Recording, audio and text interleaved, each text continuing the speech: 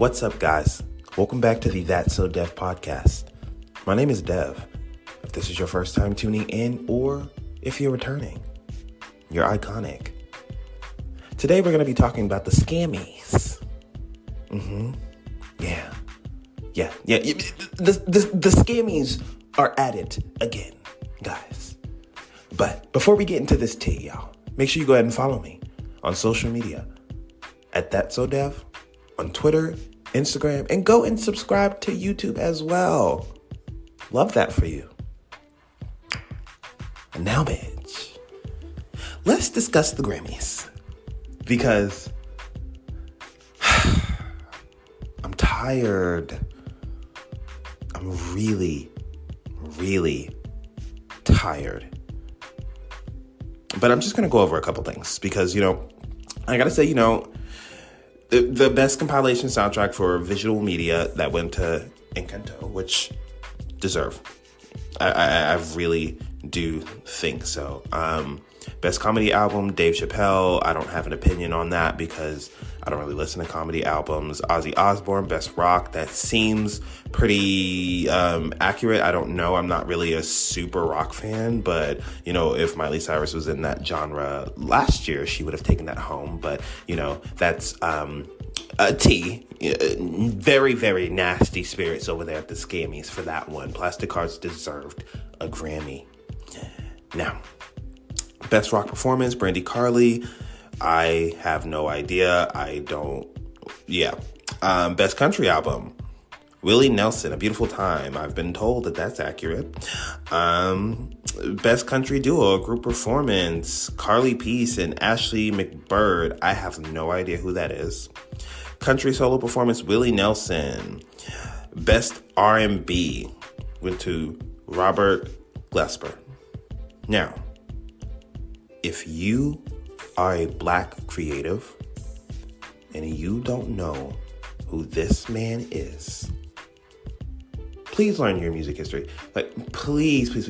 And, I saw, obviously, if you're on social media, you've seen Chris Brown's Meltdown. You have, it's a reoccurring theme that he's not getting his flowers because of what he has done in his past. And in a lot of cases, even recent, a lot of those behaviors from the past have seeped into, current times. Karrueche being one of them. Let's just be real there.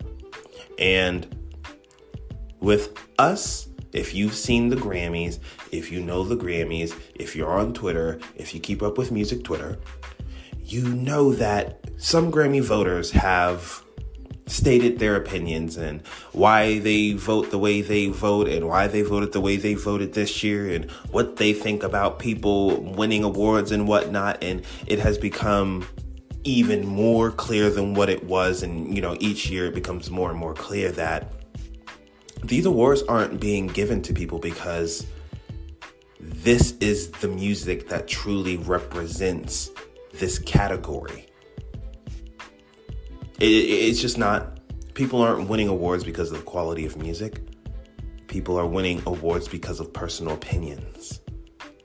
And we can look at it and be like, it's not so much that a person that may win a category doesn't deserve something or whatever, but it's just the simple fact, and you can be honest, and you can say this person does deserve this more, because when we look at the quality, when we look at the reception, not only just from people who do like this person, but the people who don't, and the people who are moved by this music, by this art, by this creative outlet that this artist has created for others to really see themselves in, and resonate with. It's just, we got to be serious. We know what the Grammys are about. So, and at this point, I would think Chris Brown knows what the Grammys are about. And, regardless of my personal opinion on him, focusing on the music, I still don't think he should have won. No shade. It's not shade. I can be shady if I want to, because I do have personal opinions about Chris Brown. But, you know, I mean, just looking overall, he would have probably been, honestly, Good Morning Gorgeous. I honestly think that's an amazing R&B album. It's very, very classic, and I just don't think that Chris Brown would have even been the second to win that one. Best R&B song, Cuff It. Let's just be real. If it wasn't going to Cuff It, it was going to Hours and Hours. I love that song. And that song really, really moved people's souls. You know, she can go anywhere, perform that song, and people are going to be screaming it back to her. Now, as for Cuff It, we all know Cuff It has been having its moment on its own. Not because it was a single, not because it had a video, not because of nothing, but just people being moved by it. Everyone and their moms know that Cuff It dance. Be serious. Best traditional R&B performance. Plastic Off the Sofa. I need my plastic off the sofa stands to get up. Even my plastic on the sofa stands. You come join. We need to stand in solidarity right now. Because see, are y'all out there? Are y'all out there who trying to drag my bitch plastic off the sofa? You looking real dumb. Because y'all faves on Renaissance does not have a Grammy unless it's Cuff It. Okay? Let's see. Best alternative music. I don't know who Wet Leg is, but my dog was sure like that. Okay, Bad Bunny. Yep. Best Musica Urbana album. Yeah. Oh my God. Yeah, he so deserved that. Like, without a doubt. He 110% deserved that. I think Maluma probably would have been the next to get that, though. Okay, so best Latin pop album. I'm actually surprised. I mean, I don't know too much about this category exactly, but I just kind of assumed that Christina Aguilera may be the one to take it. Best rap performance. Yeah, for sure, Kendrick Lamar. For sure. That was so iconic, to be honest with you. I